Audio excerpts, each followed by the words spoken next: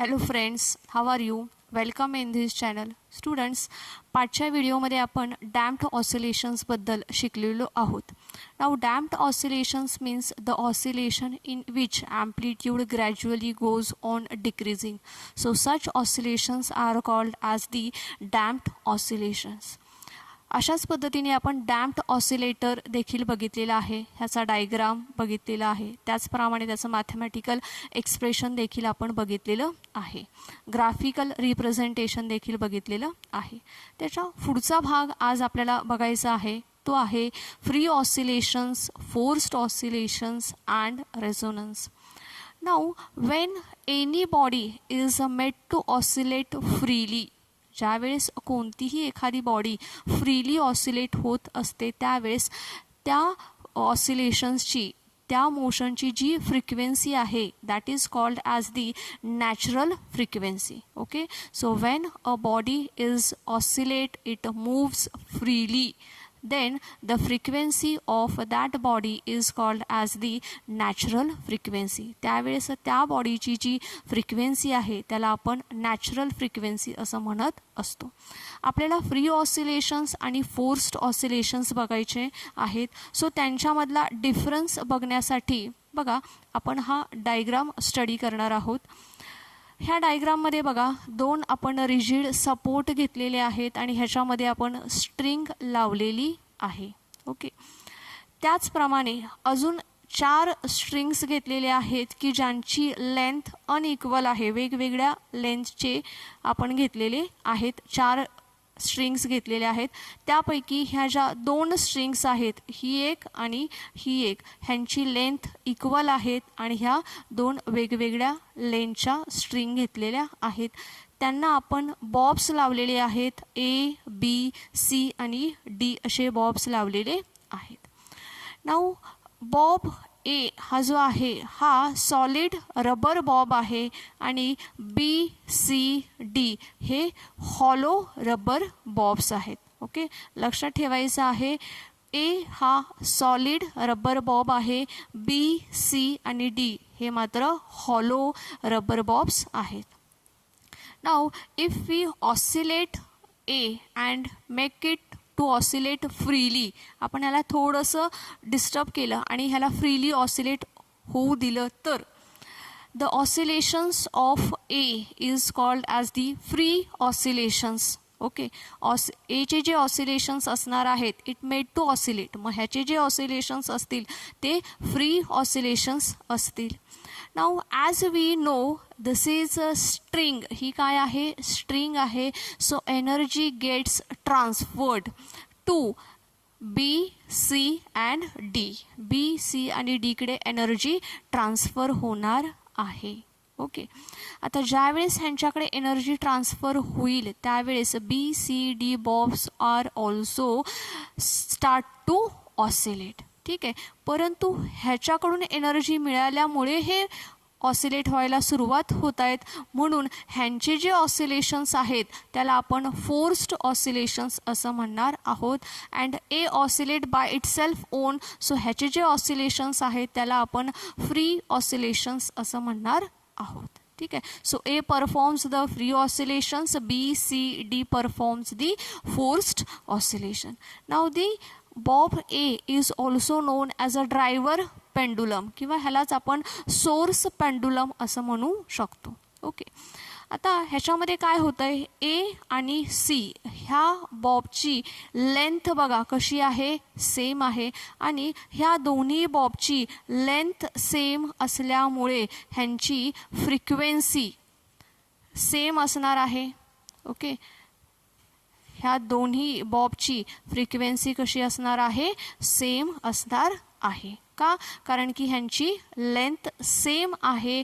So this Bob gets more energy from the source pendulum आणि ह्यांची frequency कशी असेल? सेम असेल. आता ॲट द सेम टाईम बीची फ्रिक्वेन्सी थोडीशी हाई असेल बिकॉज ह्याची लेंथ कमी आहे, तर डीची फ्रिक्वेन्सी थोडीशी लो असेल बिकॉज त्याची लेंथ जास्त आहे त्यामुळे. Okay, now when the natural frequency matches with the forced frequency, then resonance occurs. त्यावेळेस काय होतोय, रेझोनन्स तयार होतो. If we repeat the same demonstration for the different length, वेगवेगळ्या लेंथसाठी आपण जर का हे डेमॉन्स्ट्रेशन पुन्हा एकदा रिपीट केलं आणि जर का आपण ग्राफ काढला तर आपल्याला कसा ग्राफ मिळणार बघूया.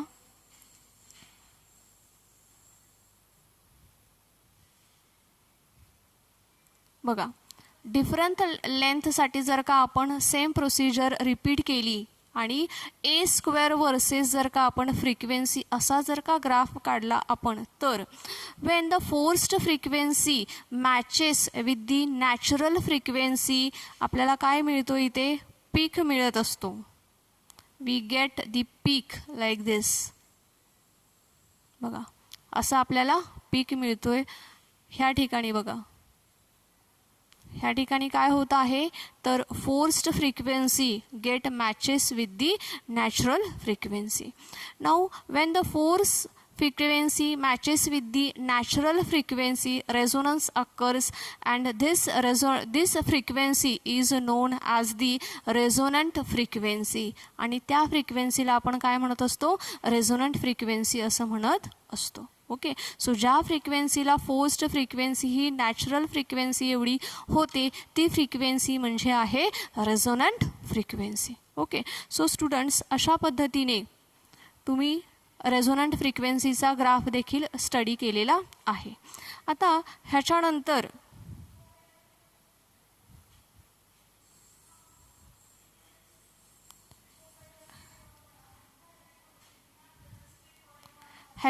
आपण काही न्यूमॅरिकल्स सॉल्व करणार आहोत.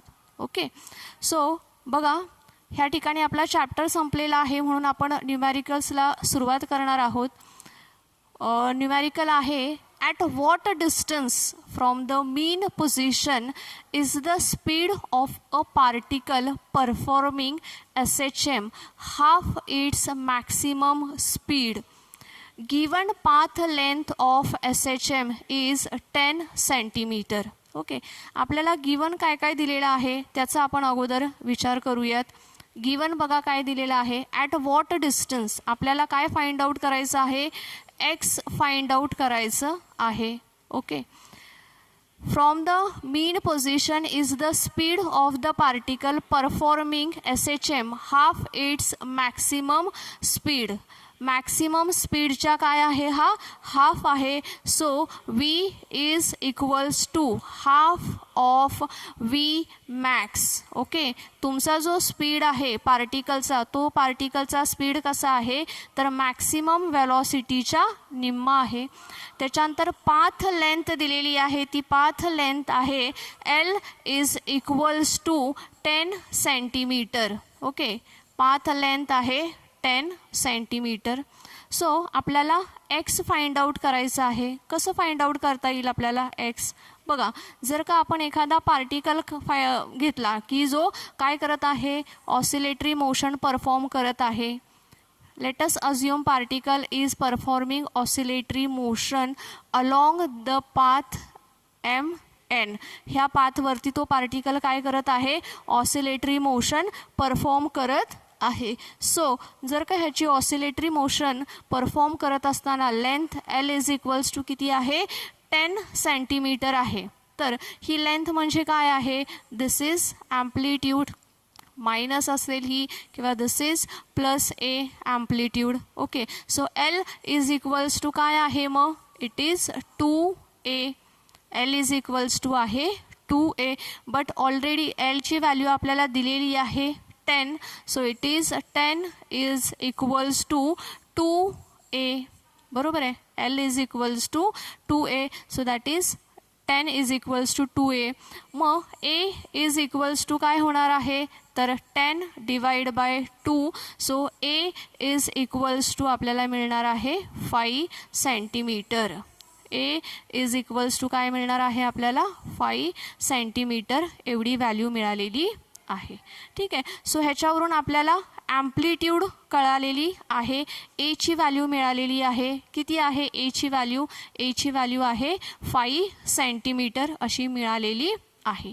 ह्याच्यानंतर आपण घेणार आहोत v is equals to half v max. Now vची व्हॅल्यू आपल्याला माहीत आहे omega under root a square minus x square. Okay, which is equals to half v मॅक्सची व्हॅल्यू आहे a ओमेगा. ओके, काय होईल मग? Omega get cancelled with omega.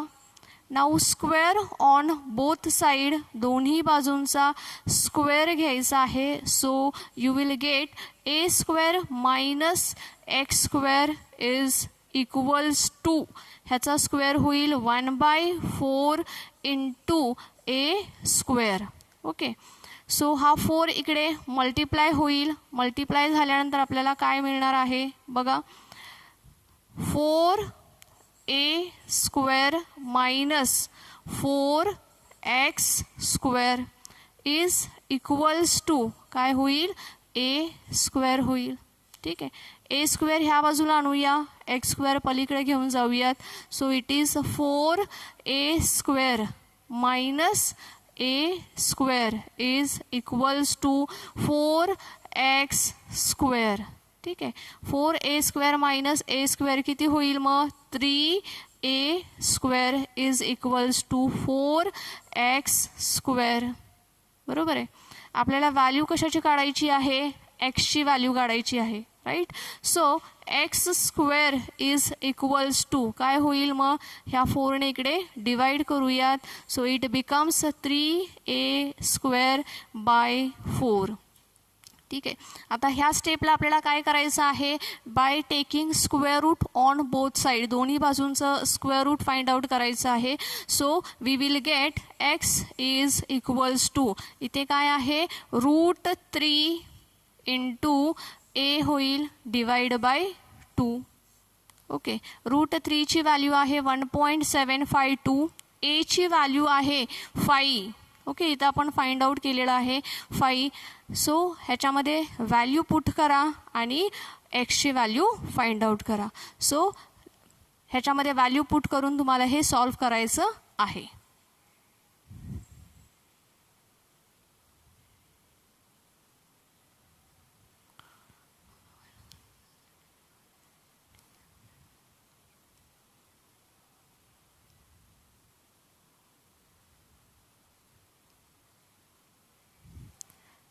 Okay, I hope तुमचं कॅल्क्युलेशन झालेलं आहे असं कन्सिडर करून मी आन्सर सांगते. एक्स इज इक्वल्स टू आहे 4.33 centimetre.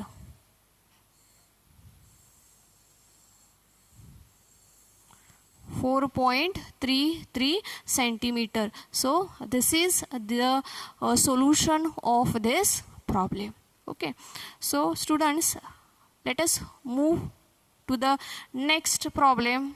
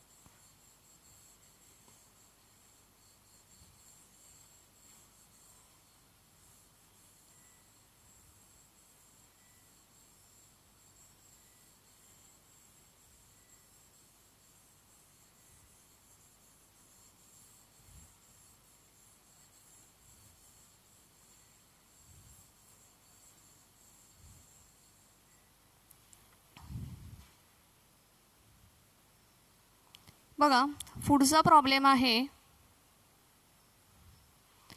A needle of a swing machine moves along a path of amplitude 4 centimetre. ह्या ठिकाणी ॲम्प्लिट्यूड आपल्याला दिलेली आहे 4 centimetre.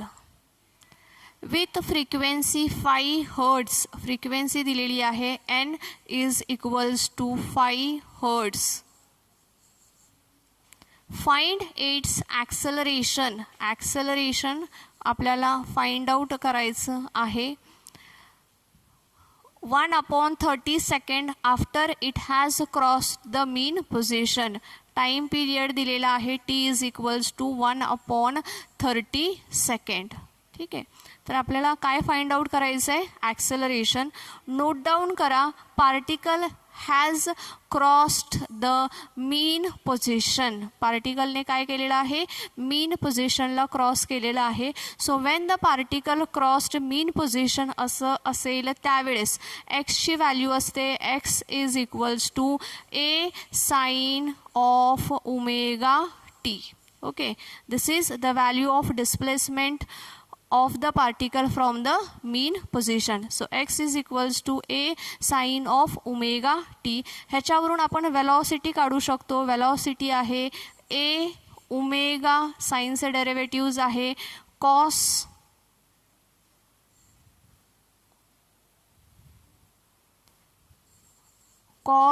Of omega t.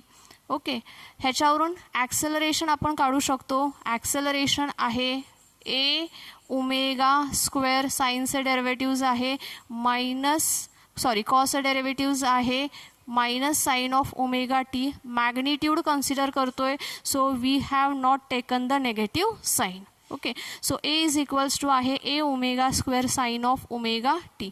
Now students, we know that omega is equals to आहे 2 pi N. ओमेगाची value आहे 2 pi N. So ही value आपल्याला ह्या फॉर्म्युल्यामध्ये put up करायची आहे. ॲम्प्लिट्यूड ऑलरेडी तुम्हाला गिवन आहे. सो ए इंटू ओमेगाची व्हॅल्यू आहे 2 pi N square. Sine of ओमेगाची व्हॅल्यू पुट करायची इथे 2 पाय एन इंटू टी. ठीक आहे, आता ह्या इक्वेशनमध्ये सर्व व्हॅल्यूज गिवन आहे. ए गिवन आहे, एन आहे, टी आहे. ह्या व्हॅल्यू पुट करा आणि एची व्हॅल्यू फाइंड आउट करा.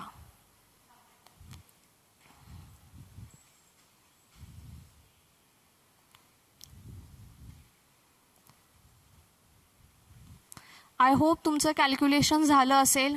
सो मी आन्सर सांगते तुम्हाला. It is 30.2 metre per second square.